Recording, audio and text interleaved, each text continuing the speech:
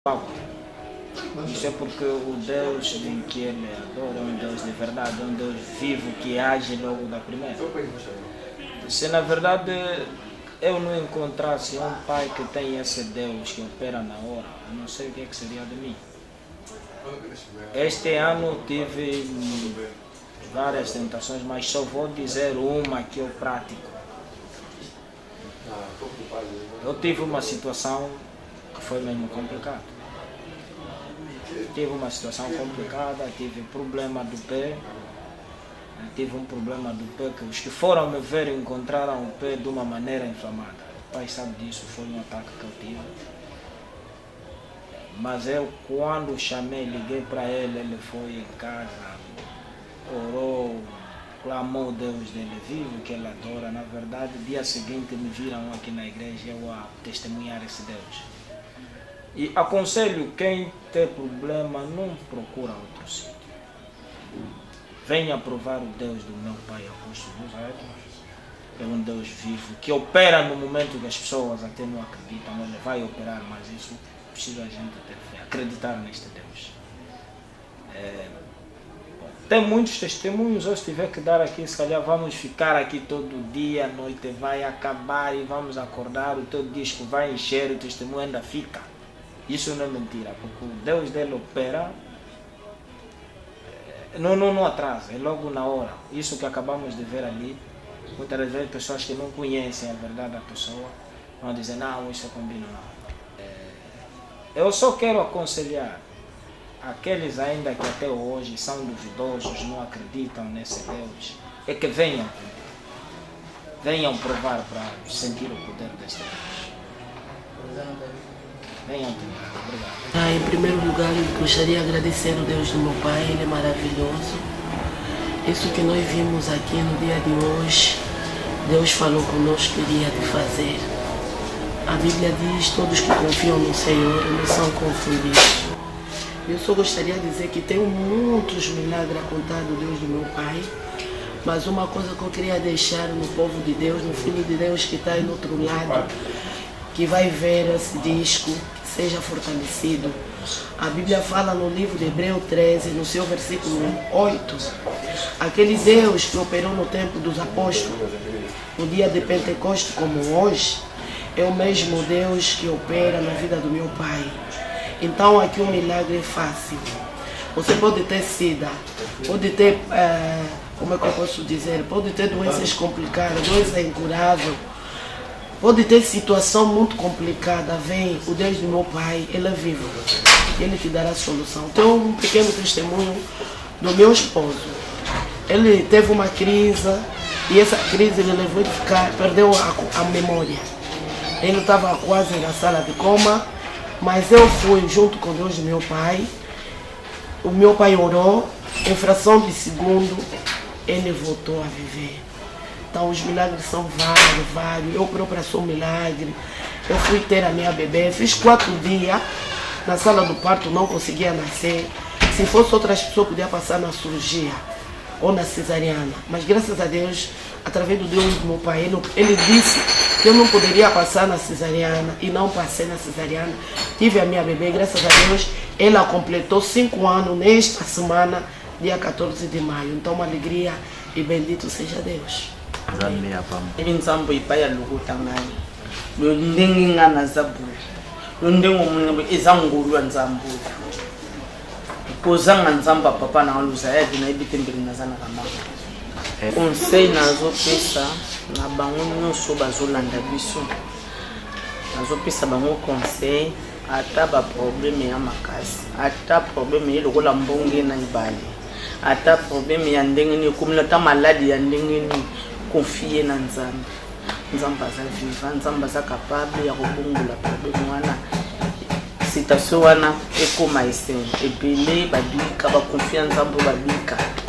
Ebele balobaka mpona bango esili. Kasi à travers ya Nzambe ya koconfier pa ya Nzambe bazonga susu na mpe. Ebele biso na Romains 8 33 na 38 nini ekekabolanga na bolingo na Yesu. Malade, pasi eloko moko te kabola biso na bolingo biso na nyonso ekomela biso tokonfie nzambe soki tokonfie nzambe nzambe oyo aza solution ya nyonso.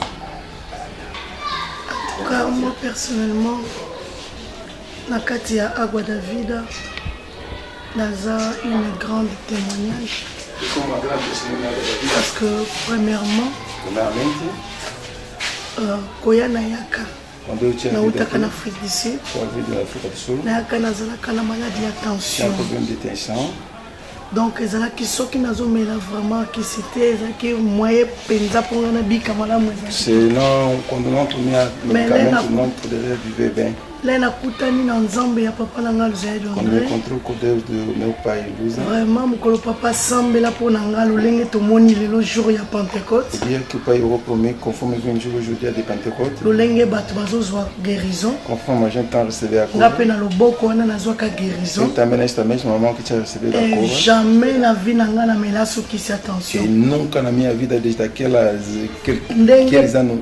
que tomber mais médicaments. Ndenge papa lobaka nanga zwa médicament na obwaka. Conforme pas été médicament, tu recevais ces médicaments tu data. Na zwa kango penza sans doute na bwaka kayo. Et tu as recevé le sein d'où d'aide. Ndenge bozomo nanga boy. Conforme dans na mela kisite et auto médicaments. Très bien. Muito bem. En bonne santé. Boa saúde. Koleka kutu bato bazomela bakisi. Mas que aquele que toma médicament malamu na ngine biso muninga nanga. Que tu falou bom médicamento. C'est la parole de Dieu. La palavra de Dieu. Lorsque vous met la parole de Dieu. Quand tu as engoli la palavra de Dieu. Parole de Dieu yebi réellement sikaka ni malade ezali. La palavra de Dieu ça réellement ton histoire. Et le Saint-Esprit za ko circuler na kati ya nzoto nanga. Je te sens que está circular na minha vida. Elongo na liloba na nzambe. Je te crois palavra de Deus. Oyo papa nanga lesaka nga chaque jour. Que meu pai anda sempre me dá comer todo dia. Ezopesanga santé. Ça me dá saúde. Ezopesanga vie. Ça me dá vida. La gande na transpirer, c'est ça la santé. Ouais, nyama na pesi nzambe merci. Oyo akutanisanga na papa nanga Luza.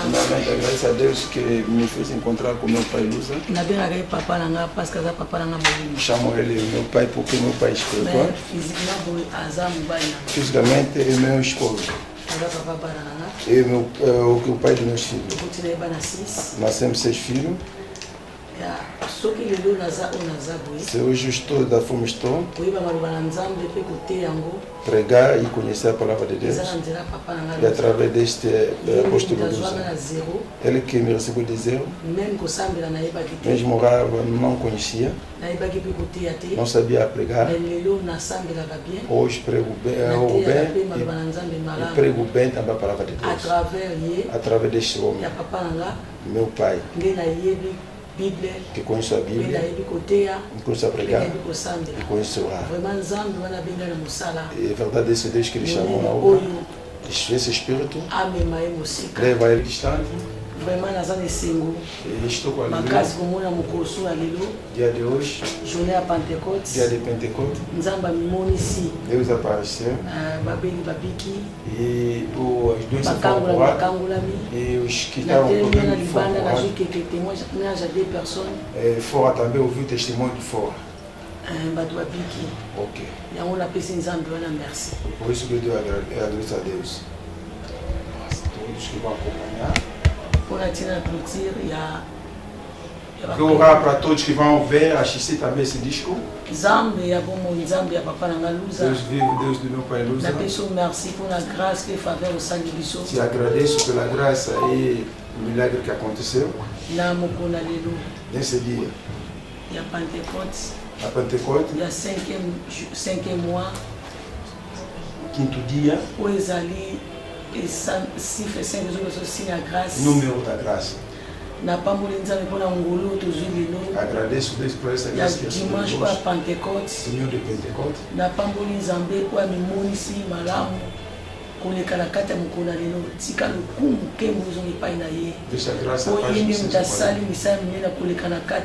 E visita a todos que vão assistir também.